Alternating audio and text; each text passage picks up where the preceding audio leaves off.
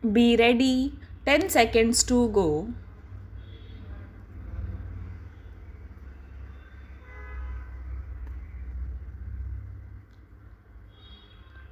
Start. How times have changed. The executive, which term in the present context means politicians in power, has the courage to tell the judiciary how to put its house in order by formulating a code of conduct for judges. What about the code of conduct of the ministers and parliamentarians? What about the code of conduct for the political parties during elections? Often formulated but always violated. And what about the pervasive corruption in the executive? One would be inclined to tell the executive to practice honesty and uprightness before it preached, but one refrains from doing so because the sad face is that the judiciary has deteriorated beyond belief and one no more feels morally confident in defending the institution. Look at the waning public support for the judges and the judiciary. When three Supreme Court judges were superseded, there was strong public protest against the move, and there were lawyers, public men, and journalists prepared to stand up and be quoted.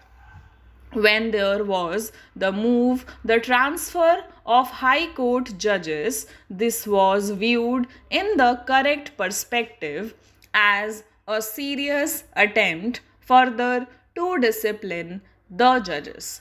This instrument was liberally used during the emergency, though because of the censorship, formal and informal, the fact of the transfer of 16 judges did not come to light. It was heartening to discover that there were brave judges in the High Court who were prepared to pay the price for their uprightness. The nation owes a debt of gratitude to them. The full story of how the government has twisted arm of the judiciary is yet to be told. Facts remain hidden, though there are occasional rumblings, particularly by retired judges. Mr. Justice Jagan Mohan Reddy has gone on record as saying that there was an attempt by the government to influence the Keshav Anand Bharati judgment and that some judges were party to it.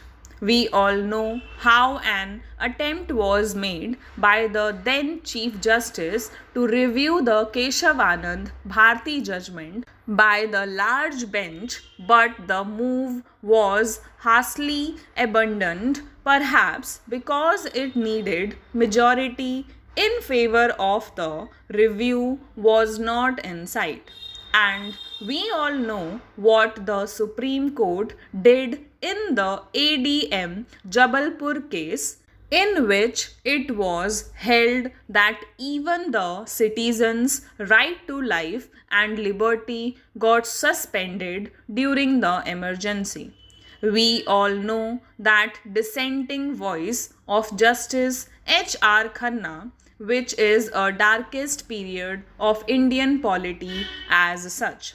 And we all know what the Supreme Court did in the S.P. Gupta case, commonly known as the Judge's case. The judiciary surrendered its final right of appointment to the executive. One of the unstarted reasons was that some of the judges constituting the bench had more faith in the executive than in their own Chief Justice.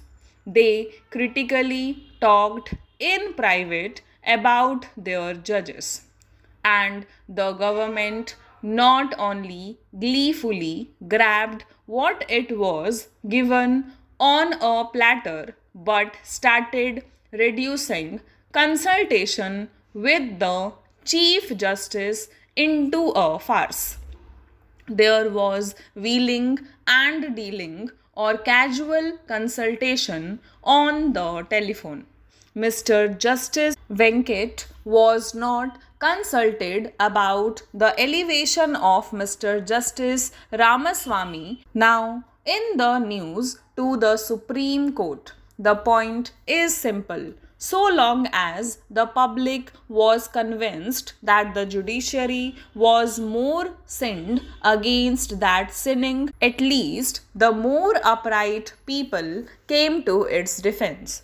But when they found that the worst enemies of the judiciary were some of the judges themselves, they started losing moral fervor. Some of the retired judges did the rest. They spoke openly, day in and day out, about the fall in judicial standards and position. Honorable Chief Justice was persuaded that one way of cleansing the judiciary was to transfer about 80 High Court judges. A contempt case was moved against him in Mumbai, but the judgment went in his favor. Then there is Mr. Justice Krishna Iyer, who has been speaking bluntly about his robbed brethren and their various acts of omission and commission. The question of judicial accountability is a pertinent one. The Constitution put the higher judiciary on a pedestal. A High Court or Supreme Court judge cannot be punished for laziness or inefficiency or both. He cannot be punished for his lack of knowledge of law. All that can happen is some comments by a higher court or a larger bench. And it is becoming increasingly clear that he cannot easily be punished for corruption either.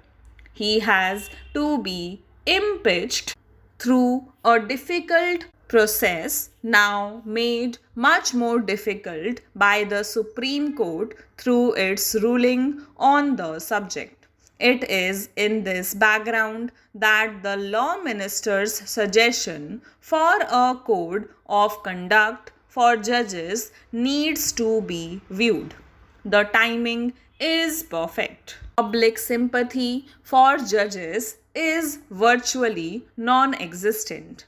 Having rested all it wanted on matter of appointments and transfers, the executive is further trying to humiliate the judges by focusing public attention on their more soft sides, and the points chosen for the proposed code are empirically based. Stop